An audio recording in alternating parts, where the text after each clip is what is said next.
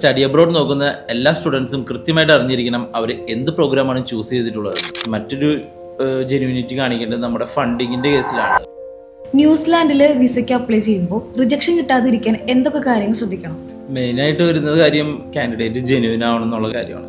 Especially അവരുടെ certificates അല്ലെങ്കിൽ background നമുക്ക് ചെക്ക് ചെയ്യുമ്പോൾ ക്ലിയർ ആയിട്ടുള്ള ഒരു ഐഡിയ കിട്ടണം. അവരുടെ ബാക്ക്ഗ്രൗണ്ടിൽ എന്താണ് നടന്നിട്ടുള്ളത്, അവർ ഏത് പ്രോഗ്രാമാണ് ചെയ്തിട്ടുള്ളത്.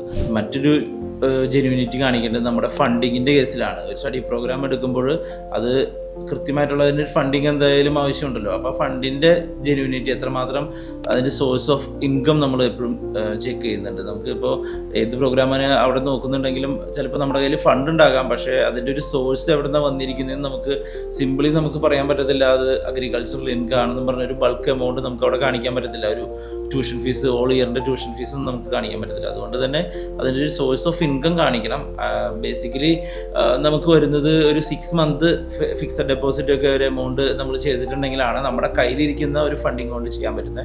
അല്ല നിങ്ങൾക്ക് ഫിക്സഡ് ഡെപ്പോസിറ്റ് അല്ല, ബാങ്ക് ലോണൊക്കെ അത് നിങ്ങൾ അവൈലബിൾ ആയിട്ട് നോക്കുന്നുണ്ടെങ്കിൽ ബാങ്ക് ലോണിൻ്റെ കേസിലാണെങ്കിൽ നമുക്ക് ആ എമൗണ്ട് നമുക്ക് ആ അക്കൗണ്ടിലേക്ക് ഒന്നും വന്ന് നേരത്തെ എടുക്കേണ്ട ആവശ്യമില്ല. ഡയറക്റ്റ് ബാങ്ക് ലോൺ സാങ്ഷനായി അത് ട്രാൻസ്ഫർ ചെയ്യാവുന്നതാണ്. അത് ജെന്യൂൻ ആയിട്ടുള്ളൊരു ഒരു എമൗണ്ട് ആയിട്ട് നമുക്ക് കൺസിഡർ ചെയ്യാവുന്നതാണ്. കൂടാതെ സ്റ്റഡി അബ്രോഡ് നോക്കുന്ന എല്ലാ സ്റ്റുഡൻസും കൃത്യമായിട്ട് അറിഞ്ഞിരിക്കണം അവർ എന്ത് പ്രോഗ്രാമാണ് ചൂസ് ചെയ്തിട്ടുള്ളതെന്ന്.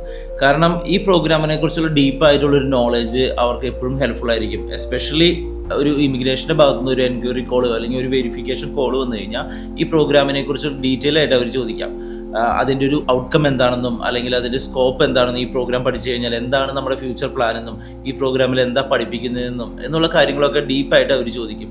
ഇത്തരത്തിലുള്ള ഒരു കോളിലേക്കൊക്കെ പോകുമ്പോൾ നമുക്ക് ഈ പ്രോഗ്രാമിനെ കുറിച്ച്, സ്റ്റുഡൻസിന് ഈ പ്രോഗ്രാമിനെ കുറിച്ച് കൃത്യമായിട്ടൊരു ധാരണയില്ലെങ്കിൽ നമ്മുടെ വിസ റിജക്റ്റ് ചെയ്യപ്പെടാം. സോ ഇതൊരു വളരെ ഇമ്പോർട്ടൻ്റ് ആയിട്ടുള്ള കാര്യം കൂടിയാണ്. സോ ഇത്തരത്തിലുള്ള വിസ ഇൻ്റർവ്യൂ, വെരിഫിക്കേഷനൊക്കെ ഉണ്ടാകുമ്പോൾ സ്റ്റുഡൻസിന് ഈ പ്രോഗ്രാം, അവരെടുത്തിരിക്കുന്ന പ്രോഗ്രാമിനെ കുറിച്ച് കൃത്യമായൊരു ധാരണ ഉണ്ടായിരിക്കേണ്ടത് വളരെ അത്യാവശ്യമാണ്. സുരക്ഷിതമായ വിദേശ പഠനം ഫോർകെയർ ഇന്റർനാഷണലിനോടൊപ്പം the best study abroad consultancy for New Zealand and Australia.